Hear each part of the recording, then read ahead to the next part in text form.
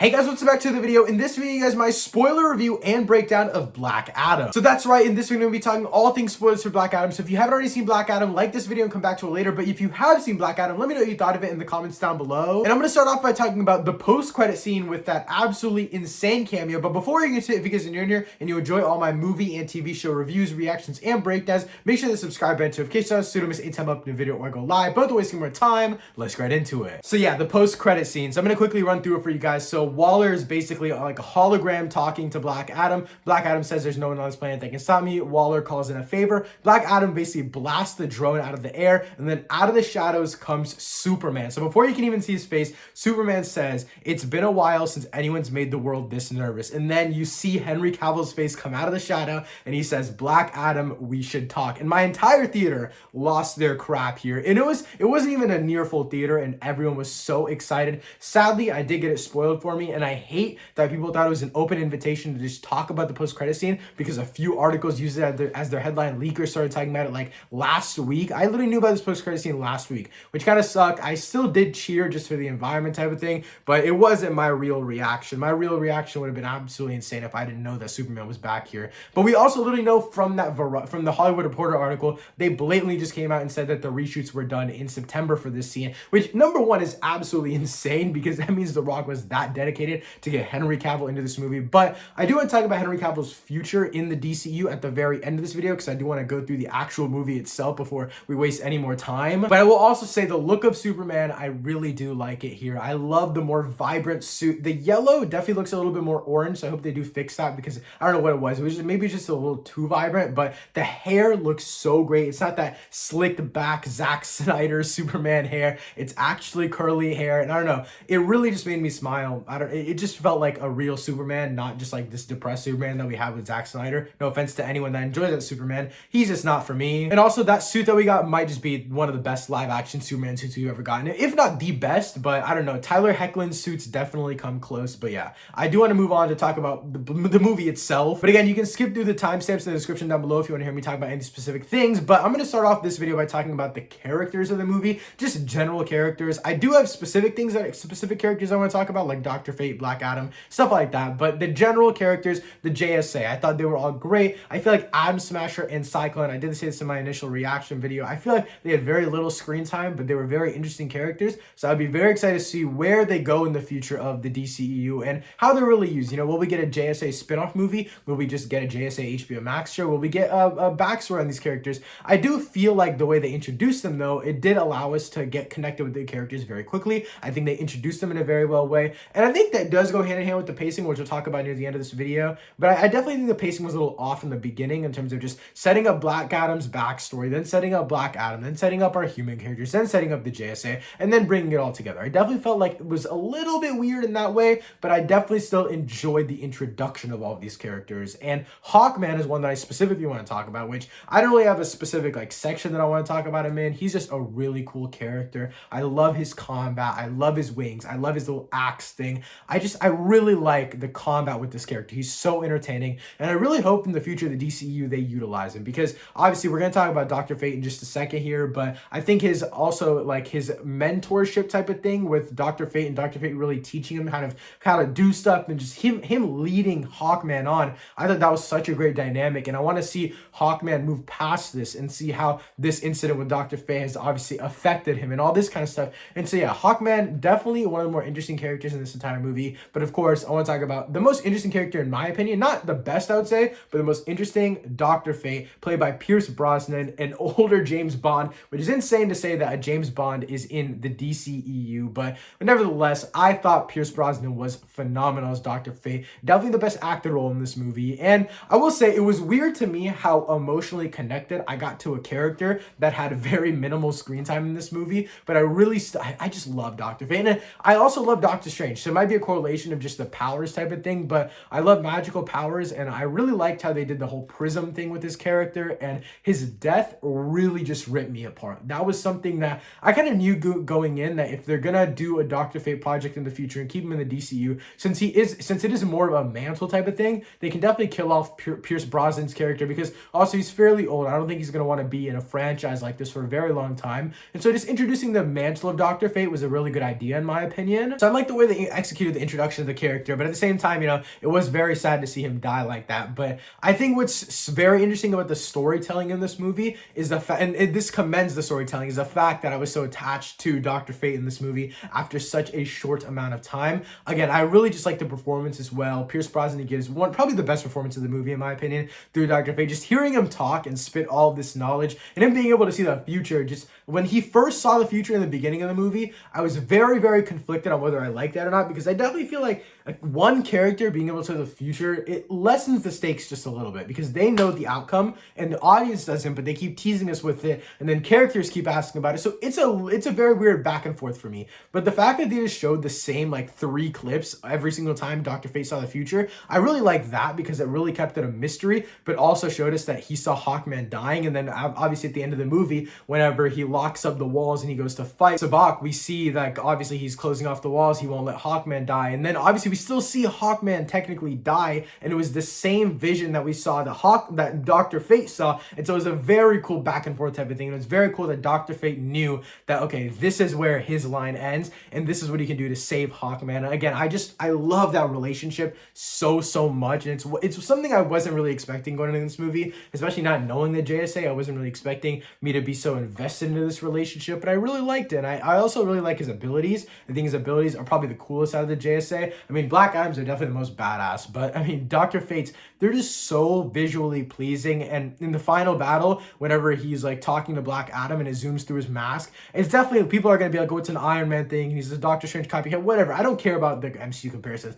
because Dr. Fate existed before Doctor Strange anyway. That's the point. The little like Iron Man zoom in mask thing, I thought that was very, very cool. A very, very unique way to communicate that character to Black Adam and then bring Black Adam into the final fight again. And I definitely have some story gripes with the whole like him coming back in the final act thing, the way that they execute that, but I'll talk about that later in this video. I do want to move on and talk about the main hero himself in this movie, Black Adam. So before we get into actual character stuff, we got to talk about the performance from Dwayne The Rock Johnson. I thought The Rock was good in this role. I still see The Rock, but that's just a me problem at this point, I think. He definitely still feels like The Rock to me, but he definitely still felt like more of a different character than he's ever felt, because you see, we always see this The Rock on social media as this guy that's super hardworking and super dedicated, always doing the right thing, right? And Black Adam is like low key, like the complete opposite. Like, yes, he's super hardworking, but he is just an absolute villain in just the way that he executes his ideals. And that's what makes a villain, in my opinion, is the way that they execute their vision. Obviously, a hero and a villain can have the same vision, but it just depends on how you execute it that makes you the hero or the villain. And you have this really cool back and forth between Hawkman and Black Adam throughout this entire movie, which I was not expecting. And we obviously have Dr. Fate watching this entire thing. Also, that fight scene that was in the apartment, that was phenomenal action. That was one of the best scenes in the entire movie. And I'll talk about the action in the next section coming up here. But I really just thought Black Adam overall is a well-acted character by The Rock. And the character himself, a very interesting character with a backstory that felt like, yes, it was spoon-fed to us, but it was still a very interesting backstory. I want to talk about the visuals in that first backstory scene, like the way the movie's open, because the color grading was throwing me off a lot. I was not a big fan of that, but that's the point. We'll talk about that later in this video.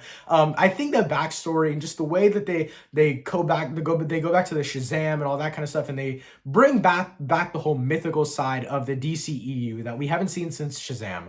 I really like that side of the DCU. It's arguably my favorite side. I mean, that's like the only one that we've really had that fleshed out with obviously Shazam and now Black Adam. That's my favorite side of the DCU. And so that automatically makes Black Adam, like the character himself, putting him in my favor of me liking him. And obviously when he has that moral dilemma, well, the thing is, it's not even a moral dilemma at this point. It's just he knows he's going to kill people. But when you have that comparison between him and the members of the JSA, obviously that moral dilemma between him and Hawkman, that's what makes these characters very interesting to me. And I like that they included the JSA and it wasn't just a one note like Sabak was the villain. I like that they included the JSA here because it also gave us that tension of this very underlying, and again, it wasn't that prominent except for that one Hawkman relationship type of thing. But I like that underlying moral dilemma that obviously Black Adam doesn't really go through because he's still a killer at the end of the day, and he does not care because he gets the job done no matter what, and that's fine with me. But I like that we have the underlying moral dilemma that Hawkman feels as if he would just die for, because obviously we know Hawkman would get his butt whooped by Black Adam if he actually tried to kill him. And overall, again, I thought Black Adam was a great character. I'm excited for his future in the DCU. And again, I'll talk about the more of like the DCU future stuff at the very end of this video, because I do have a little bit to say on that. But I do want to move on and talk about the action, because I love the action in this movie. Like I said in my initial reaction video, I thought the action in this movie definitely carried it. I mean, I'll talk about the story in just a second, but the story isn't anything special. The story is it's just definitely like a one-note story. Most characters are one-note characters in this movie, but the action is so stellar. I will say that first fight that's in that town, I keep forgetting the name, but the first, you know what I'm talking about, the first fight, it was a really good fight, but it was definitely dragged on. I definitely felt like after that point, the way that they paced out these individual fights, like the apartment fight, and then you have the fight that was inside the place where they were holding the kid hostage, and then you go on from there. I feel like then on, the pacing and the action then was really, really good. But the first half of the movie, the action, it was really great action. Arguably, the action itself is better than the second half of the movie. But it just felt like since it was one big action sequence, I mean, probably pretty much like this whole second act of this movie was an action sequence. The fact that was all there, it kind of toned down the stakes for me in a way for that specific fight and those specific characters, because the fight's already been going on for 15 minutes. And so it's like, how much more can you really give us? Like, how much can you actually raise the tensions 15 minutes into this fight, and it goes on for another 20 minutes. So that's definitely my biggest gripe with the action. But at the end of the day, I still really like the action. I thought it was very entertaining, the way that they use everyone's powers. And Black Adam's powers are so great, dude. The way that they just execute the lightning and like his strength, his super speed catching bullets, the way they visualize all of his powers are stellar. And that's why I'm so excited for his future in the DCU. Again, I don't want to get too ahead of myself and talk about what I'm going to talk about later, but him versus Superman would be an absolutely insane fight. It would literally be like anime in real life, which I would love, because again, for me, what makes a movie great is the entertainment value. It can be the most poorly executed movie on like a film bro level, whatever you want to call it, a technical level, it can just not be good. But if the action is good and the cinematography is good, I'll take it. That is what makes me enjoy a movie. Good visuals, some good color grading, a nice score, and some crazy action. And that's exactly what Black Adam delivered to me. And that's why I'm very excited for the character's future. And like I mentioned before, visuals are a big part of what make me enjoy this movie. And this movie's visuals were so great. Again, I did have that little color grading issue in the beginning of the movie, like the first like 5-10 minutes with that backstory. That was a little bit weird. But visuals, I mean, in terms of costume design, DC never fails to like actually impress me with how great their costume design is. And we knew from the trailers that all of these characters just looked absolutely phenomenal. The CG in this movie is also phenomenal. There's a few like in the air sequences that are kind of weird, but I don't really mind. It's like 1 or 2 shots with this entire movie. I really don't care about that. But also the color grading throughout the entire movie, the way that they have these different environments, I think everything is just really, really cool. I'm very excited to see like this Black Adam world, I guess. It's more the location, but still the character of Black Adam, you can definitely tell there's a distinct visual style to this character. And I'm excited to see how he fits into Superman's world, because Superman, from what we see in the suit, a very vibrant character, very much a different character than we got with Zack Snyder. And so I'm excited to see how the visuals of this movie influence other movies and other projects. And also just like the way that these characters blended into their environments was perfect. Like the wind stuff from Cyclone was so good. The growing and shrinking from Atom Smasher, the mask that was fully CG was so great. The Dr. Fate powers were just stellar. And then of course, Black Adam, so great. I do want to move on to talk about the story now, because like I've been mentioning throughout this entire video, it's definitely the weakest point of this movie. Sadly, Sabak, he's a good villain in my opinion. It's just the way that this movie was paced out. So this is gonna kind of be a story pacing section type of thing, because I thought it was a good story overall. I thought baseline, it's an average story. I like the way that they don't make Black Adam a hero, yet he still teams up with the JSA, and they still don't have this moral agreement. I like how they have these different layers to these characters and these different layers to these relationships. It doesn't necessarily make Black Adam a hero at all. He's still a villain, but the JSA are still just tolerating him, which I really do like. I love that they didn't try to make him a villain.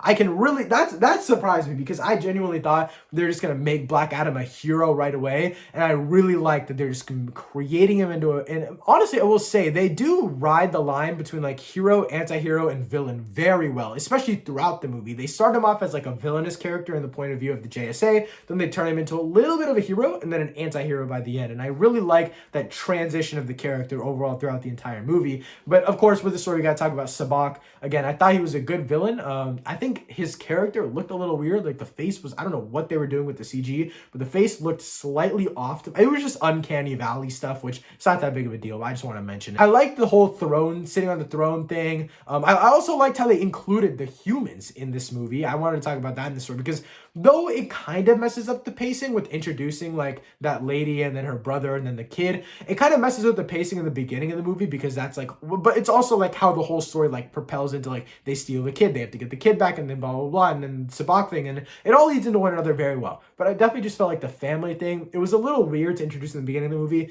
and like they're looking for the crown and stuff like that. Again, it was all just it paced very weirdly throughout this movie, especially with that huge action sequence in the middle of the movie. I just felt like the family was a weird introduction. Again, makes sense for the story they chose. I just thought it was a little bit whack. I really did like the third act though. I thought the third act, they did a really good job with like balancing all the characters, giving Dr. Fate his time to shine, Hawkman his time to shine, even Cyclone a little bit, and then obviously you have Black Adam and Hawkman versus Sabak, and then you have this one like crazy slow motion shot where you have like Hawkman, he's like quadruple million trillion himself onto Sabak, and then Black Adam's like pulling on Sabak's horns, and then you have Cyclone and Atom Smasher like going into their powers, and it just everything flows very very well in that scene, and it's a very slow motion shot, but I really do like it. And I do quickly want to say, to mention the slow motion, it's something to be a different section, but this movie utilizes slow motion better than Zack Snyder's Justice League in my opinion, because it actually gives moments a lot more weight. It's not just put in there to be slow and cool for visuals. Like it actually gives that singular moment a lot more weight than it would have had in regular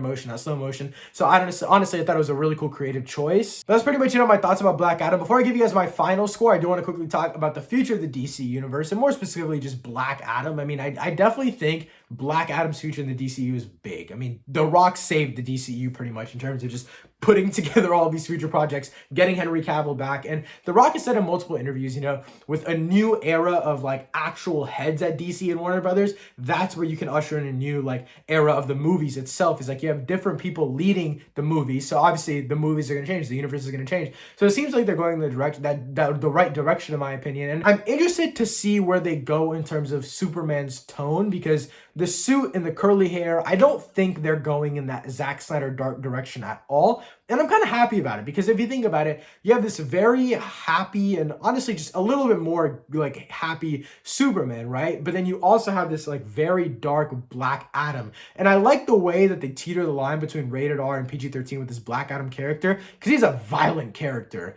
But also, you can still have him in the same movie as Superman and not really diminish his powers, you know? I like how they rode that line between, it's like, okay, you can still use him in the rest of like the DC extended universe, but he's also very violent on his own. And that's something that's very unique to a character like Black Adam. Like, you can't do that with Deadpool because Deadpool's cutting off limbs. But Black Adam's like electrocuting people and choking them and their skeleton falls. It's like, that's not rated R. And you can do that in a Man of Steel movie too, or whatever Superman movie they decide to do. There's so much versatility with Black Adam is what I'm trying to say. And I don't think they're going to make Black Adam like a Shazam 3 villain or a Man of Steel 2 villain or anything like that.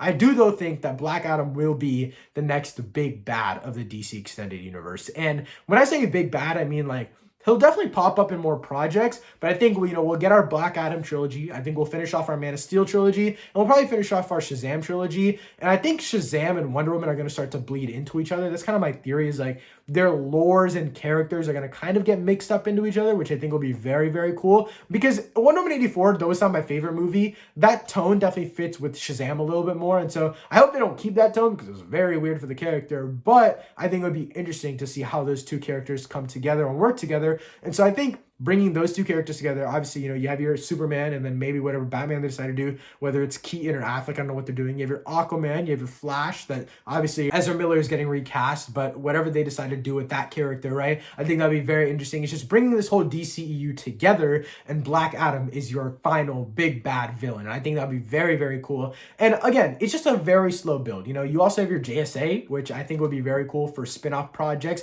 You have the Suicide Squad, you have Peacemaker, you have all these other characters. characters. Like, I think there's so much potential with just, you know, the mythological world with Black Adam, Superman, Wonder Woman, Shazam. But you also have your little more grounded stuff, you know, the Suicide Squad, you have Bloodsport, you have Peacemaker, all and Harley Quinn. You have all these like smaller characters that I think, you know, you have a good split between these things. And you can honestly keep your grounded characters all rated R because like they're not really coming in contact with Superman or Wonder Woman, right? And so I think that when you separate gods from just the regular people, I mean, they're not regular people, but like the more down-to-earth heroes, that's when you can create a great future for the DCEU, in my opinion. And in my opinion, they should keep doing that. Like, keep pumping out your HBO Max projects. Do your Man of Steel 2, do your Man of Steel 3, do your Black Adam 2, do your Black Adam 3, do your Shazam 3, do your Wonder Woman 3, and then bring the God side of it all together. Like, we're not going to have Peacemaker fighting Darkseid. That's not how it works here. We're not going to have Peacemaker and Bloodsport fighting Black Adam. That's not how it's going to work. But I think it would be very cool to even have, like, the JSA and maybe the Suicide Squad. Like, that would be something cool we could see together. It's like, I think this movie, though the story itself wasn't really like big DCEU changing a lot of stuff type of thing, it was still very cool in terms of separating our sides of the DC. We also saw hardcore in this movie, and whenever they took Black Adam into the water tank thing, I thought that was very cool as well. I just definitely felt like they did a lot of expanding in this movie without actually blatantly doing the expanding, which I thought was just very unique for a superhero movie to do. But that's pretty much all my thoughts on Black Adam. Before I give you guys my final score again, let me know what you guys thought of Black Adam in the comments down below. At the end of the day, Black Adam is just an absolute fun time. The action is so much fun. You get these standout characters like Dr. Fate, Hawkman, obviously your main lead, Black Adam. The Rock has a great performance as Black Adam, and they deliver some absolutely insane action visuals. And though the story is a little bit lacking, I think this is the definition of a blockbuster movie. Overall, I'd give Black Adam a solid 7.5 out of 10. Again, if you've seen or want to check out Black Adam, let me know what you think of it in the comments down below. Thanks so much for watching. I'll see you next time. Peace.